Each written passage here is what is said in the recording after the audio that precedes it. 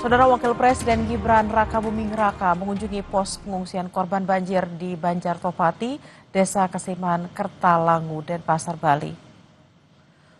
Wapres Gibran tiba sekitar pukul 10 WITA dan disambut oleh Wakil Gubernur Bali Inyoman Giri Prasta, Kapolda Bali Irjen Daniel Aditya Jaya, Pangdam 9 Udayana Maijen TNI Pek Budianko, dan Wali Kota Denpasar I Gusti Ngurah Jaya Negara. Sebanyak 28 orang pengungsi yang terdiri dari lansia, anak-anak, dan ibu menyusui masih bertahan di posko pengungsian Banjartopati. Mereka adalah bagian dari 70 kepala keluarga yang terdampak banjir di wilayah ini, Saudara. Gibran duduk bersama korban banjir dan mendengarkan cerita dari para pengungsi. Dan Saudara, hari ini Wapres Gibran mengunjungi posko di Bali terkait dengan banjir bandang yang terjadi di beberapa titik di Bali. Nah, untuk lebih lengkap terkait pasca banjir di Denpasar, Bali, kita akan kembali menyapa jurnalis Kompas TV Sinta Pramadewi dan juru kamera Kadek Santosa dari Banjartopati, Denpasar, Bali. Selamat siang, Sinta. Wapres Gibran pagi tadi sudah mengunjungi posko banjir. Apa yang jadi sorotan Wapres? Pak dan Saudara, benar sekali.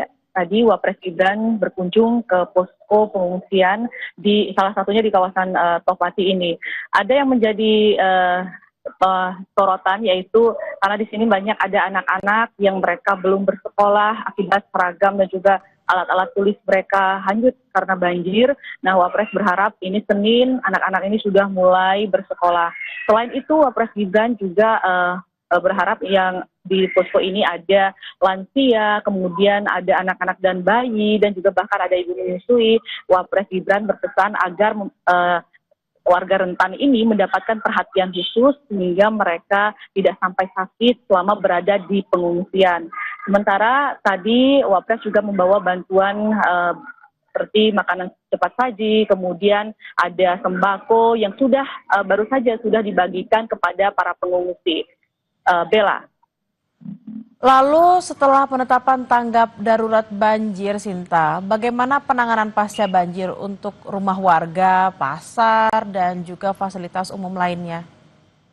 Ya, baik Bella dan Saudara, benar sekali saat ini sedang dalam status tanggap darurat bencana, di mana segala kebutuhan dasar dari para pengungsi ini sudah terpenuhi oleh BNPB. Selain itu juga memang ada fasilitas umum yang menjadi bermasalah karena diterjang banjir.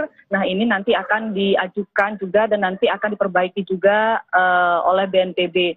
Selain itu, rumah warga yang rusak, baik itu mulai dari rusak ringan, rusak sedang, hingga rusak berat, ini juga akan menjadi perhatian dari BNPB dan sudah disiapkan untuk bantuan perbaikan rumah. Dan selama masa tanggap darurat ini, BNPB pun menyatakan kesiapannya untuk menerjunkan pasukan jika diperlukan untuk membantu warga membersihkan rumah. Ini bisa dilakukan selama masa ini. Dan saat ini di hari ketiga ini tim SAR juga masih melakukan pencarian.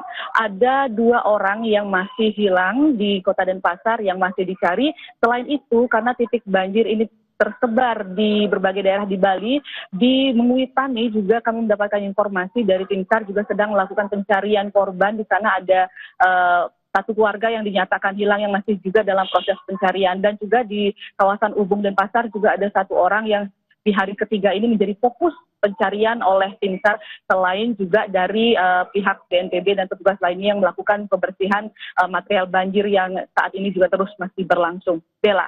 Baik, kita berharap dengan kedatangan Wapres, rehabilitasi baik itu untuk akses dan juga rumah dan warga yang sedang terdampak dapat segera terlaksana, dan juga di hari ketiga ini masih ada 2 orang yang hilang akibat banjir.